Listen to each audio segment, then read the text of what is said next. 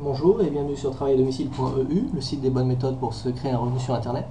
Aujourd'hui, nous allons voir comment créer facilement un bouton avec un bon aspect en utilisant PowerPoint.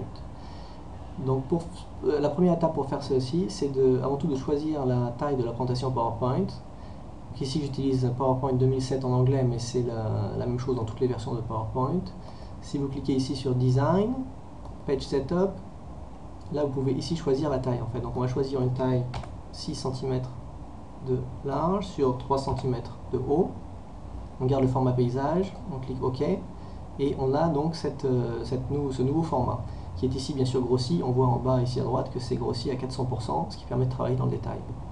Maintenant, l'avantage essentiel de PowerPoint, c'est qu'on peut insérer facilement des formes. Donc ici, je vais prendre un rectangle avec des coins arrondis. On va le mettre à peu près sur un tout petit peu plus petit que la taille de la page. On va le rendre uniforme en termes de couleur, donc en faisant un clic droit en définissant le format. On va prendre la même couleur de ligne extérieure que la couleur intérieure, voilà, ce qui le rend uniforme. Maintenant, on va lui donner un aspect 3 dimensions. Donc ici, en cliquant sur 3D format, on va prendre un type de bouton classique avec des effets de lumière. Voilà, on est ferme et on a déjà tout de suite un bouton qui a un très bon aspect et qui va donner envie de cliquer. Maintenant, on va choisir le texte à insérer. Donc à nouveau un clic droit, on choisit le texte. Donc ici, on va prendre le nom du site. Travail à domicile.eu. On va grossir la police jusqu'à ce qu'elle soit à peu près à la taille du bouton. Voilà, un tout petit peu plus petit. Donc on est en taille 12.